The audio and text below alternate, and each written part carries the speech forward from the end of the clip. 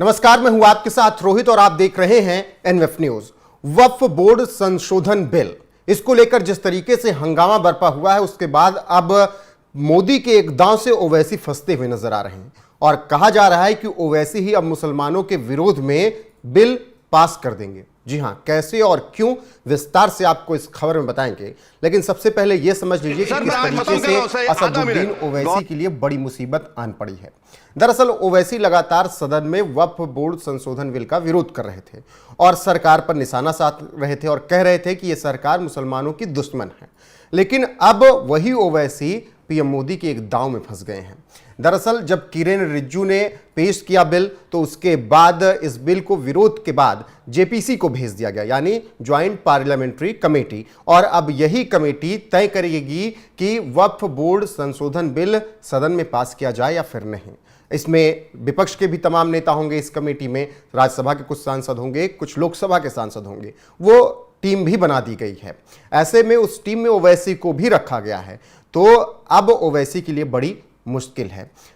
21 लोकसभा के सांसद रखे गए हैं और 10 राज्यसभा के सांसद रखे गए हैं। दरअसल जेपीसी में 31 सांसद ज़्यादा से ज़्यादा रखे जा सकते हैं, राज्यसभा और लोकसभा के मिला के। अब यही 31 सांसद तय करेंगे कि वक्फ बोर्ड संशोधन बिल पास किया जाए या फिर नहीं। दरअसल किरेन रिजिजू ने सबसे पहले बिल पेश किया सदन में, राज्यसभा में उन्होंने बिल पेश करते हुए क्या कुछ कहा है, पहले वो सुना देते हैं, उसके बाद फिर आगे की पूरी खबर बताते हैं। सुनिए किरेन रिजिजू का बयान।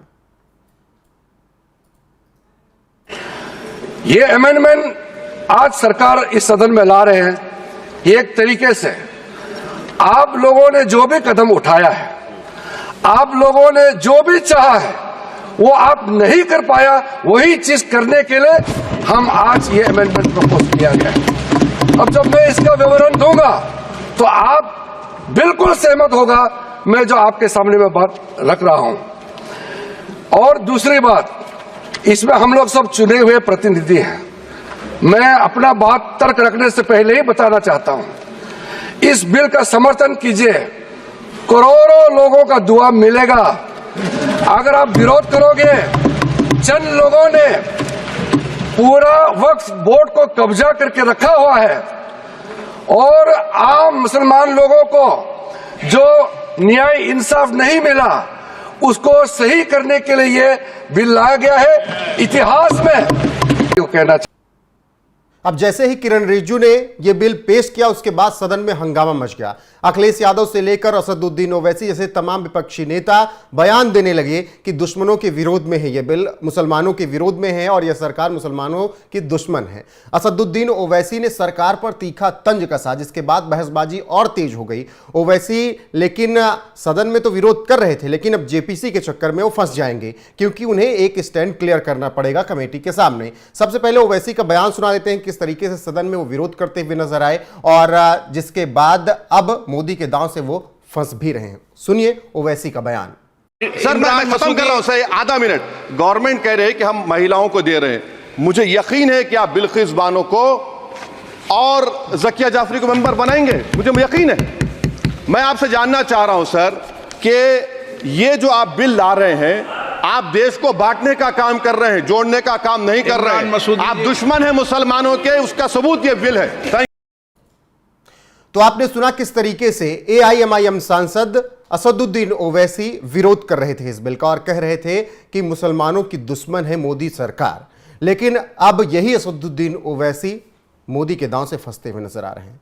दरअसल जो जेपीसी के मेंबर तय किए गए हैं, उसमें असदुद्दीन ओवैसी का भी नाम है। लोकसभा के 21 सदस्य हैं, उन 21 सदस्यों को आपको बता देते हैं कि कौन कौन सदस्य जेपीसी में शामिल किए गए हैं, जिसमें ओवैसी का भी नाम है। तो 21 लोकसभा सांसद जो हैं, उसमें जगदम्बिका पाल सांसद बीजेपी, निशिकांत दुबे सांसद बीजेपी, इसके अलावा तेजस्वी सूर्या हैं, वो भी सांसद बीजेपी हैं, अपराजिता सारंगी वो भी सांसद बीजेपी हैं, संजय जायसवाल सांसद बीजेपी हैं, वो भी, दिलीप सौकिया बीजेपी से ही हैं, अभिजीत गंगोपाध्याय बीजेपी से, डीके अरोड़ा भी बीजेपी से। इसके बाद फिर कांग्रेस के सांसद हैं, जिसमें गौरव गोगोई हैं, इमरान मसूद को शामिल किया गया है जेपीसी में, और मोहम्मद जावेद को भी शामिल किया गया है। मौलाना मोहिबुल्लाह को भी इस जेपीसी में सांसद तौर पर शामिल किया गया है। कल्याण बनर्जी जो कि टीएमसी के हैं, ए राजा जो कि डीएमके के हैं, एलके देवरालू सांसद टीडीपी के हैं, सहयोगी है। दिलेश्वर कौल जेडीयू के हैं, सहयोगी हैं ये। अरविंद सावंत शिवसेना यूबीटी से शामिल किए गए हैं। सुरेश गोपीनाथ एनसीपी शरद पवार से शामिल किए गए हैं जेसीपी में। नरेश गणपत महस्के सांसद शिवसेना हैं। अरुण भारती एलजेपी-आरवी से हैं, और असदुद्दीन ओवैसी सांसद एआईएमआईएम। तो ये भी शामिल किए गए हैं जो लोकसभा के 21 सांसदों को जेपीसी में रखा गया है, उसमें असदुद्दीन ओवैसी का भी नाम है। हैदराबाद से सांसद हैं, एआईएमआईएम प्रमुख हैं। एक तरफ वो सदन में विरोध कर रहे हैं तो दूसरी तरफ उन्हें जेपीसी का मेंबर बना दिया गया है। अब असदुद्दीन ओवैसी वैसे तो लग रहा है विरोध ही करेंगे, लेकिन अगर उन्होंने कहीं सपोर्ट कर दिया, या फिर जिस तरीके से बीजेपी के ज्यादा मेंबर हैं, उम्मीद यही की जा रही है कि हो सकता है कि जेपीसी में ये बिल पास भी हो जाए और उसके बाद सदन में भी पास हो जाए। ऐसे में असदुद्दीन ओवैसी का भी नाम जुड़ेगा जेपीसी मेंबर के तौर पर, जिन्होंने इस बिल में जेपीसी में शामिल थे। अब राज्यसभा के कुछ आपको मेंबर्स दिखा देते हैं कि राज्यसभा के किन मेंबर्स को शामिल किया गया है जो जेपीसी के सदस्य होंगे। बीजेपी सांसद मेधा कुलकर्णी हैं, बीजेपी सांसद बृजलाल को शामिल किया गया है, बीजेपी सांसद राधा मोहन दास अग्रवाल हैं, बीजेपी सांसद वीरेंद्र हेगड़े को शामिल किया गया है, बीजेपी सांसद गुलाम अली हैं, आम आदमी पार्टी के सांसद संजय सिंह हैं, डीएमके के सांसद एम मोहम्मद अब्दुल्ला हैं, वाईएसआरसीपी के सांसद विजय साई रेड्डी को भी शामिल किया गया है जेपीसी के 10 सदस्यों में। कांग्रेस सांसद सैयद नासिर हुसैन हैं, टीएमसी सांसद मोहम्मद नदीमुल हक हैं। इसके अलावा जिस तरीके से ये 10 सांसदों को शामिल किया गया है, ये 10 सांसद राज्यसभा के हैं। कुल मिलाकर 31 मेंबर जेपीसी के होंगे, 21 होंगे लोकसभा के, 10 होंगे राज्यसभा के, और इसी में असदुद्दीन ओवैसी भी शामिल हैं, जिसके बाद कहा जा रहा है कि अब असदुद्दीन ओवैसी भी वक्फ संशोधन बिल के जेपीसी में मेंबर हैं, तो ऐसे में वो बड़ी मुश्किल में फंस गए हैं। और प्रधानमंत्री नरेंद्र मोदी ने एक तगड़ा दांव चलते हुए ओवैसी को शामिल किया है, ताकि कल को जब ये बिल पेश हो जाए, पास हो जाए, कानून बन जाए, तब फिर कोई विरोध ना कर पाए। इसीलिए तगड़ा दांव चला है प्रधानमंत्री नरेंद्र मोदी ने, और जेपीसी की रिपोर्ट अगले 3 महीने में आनी है। देखना दिलचस्प होगा कि कौन इसके पक्ष में होता है वक्फ संशोधन बिल के, और कौन विरोध में होता है। फिलहाल जिस तरीके से नियम है, जो सरकार होती है उसके मेंबर ज्यादा होते हैं और जो विपक्ष में होते हैं उनके मेंबर कम होते हैं। तो 31 में से